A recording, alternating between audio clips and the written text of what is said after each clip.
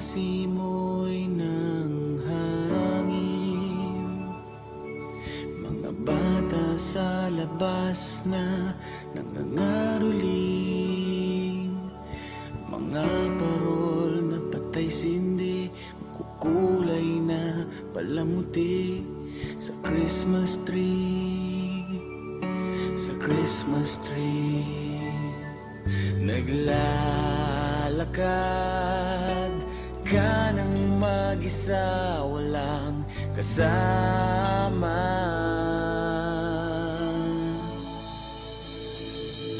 Kawawa ka naman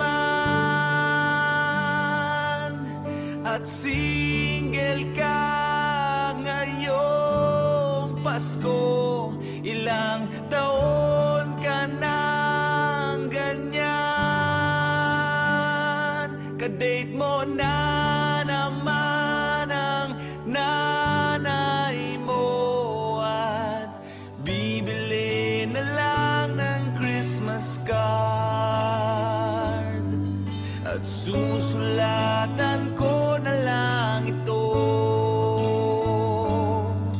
ng Merry Christmas, Happy New Year to me. Oh, Min. Malungkot ka ata. Madamdamin yan, Min. Pasko ngayon, kailangan natin mag-celebrate. Kapanganganak pa lang ni Jesus, kaya kailangan natin mag-celebrate. Huwag mong isipin yun, nadamdamin. Basta, pagdasal lang natin kay Lord na sana okay lang tayo sa araw-araw. At saka kailangan di tayo malungkot, di Valentine's ngayon, men. Okay lang yun, huwag damdamin yan. Ryan, dito ka, bigyan mo nga advice to. Woo! Ano ngayon kung single ka ngayong Pasko? Ha? Oo nga. Hindi ka naman sanay? Every year ganyan ka eh. Nagdadrama. Pasko ngayon pare. Kailangan ba dito, pare? Kailangan masaya. Gusto mo maging masaya? Balikan natin ang mga nakaraan natin. Tingin ka sa taas. Tingin tayo sa taas.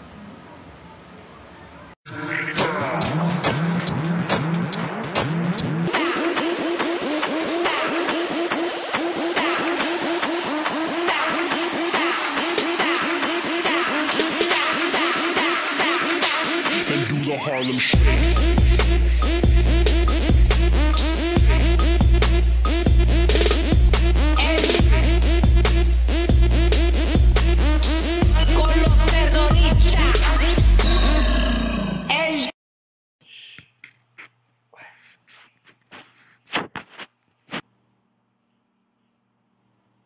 Today I don't feel like doing anything.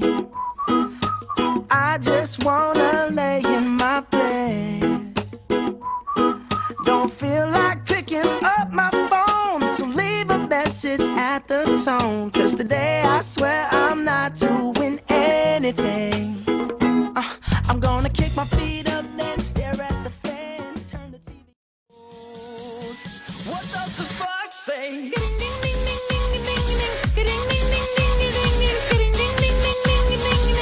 What the fuck say?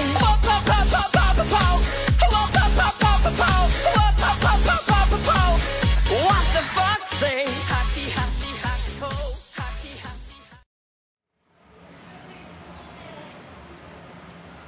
Galing yun. Galing. Wow. Amazing. Ayun. Ano ngayon kung single ka ngayong Pasko? Eh, hindi naman Valentine's yung pinagdiriwang natin dito.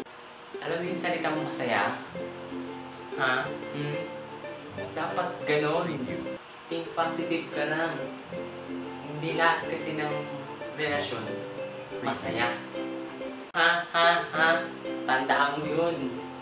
So, ayun lang yung masasabi ko at maibibigay kong advice. And dapat ngayong Pasko, dapat tayo nakangiti.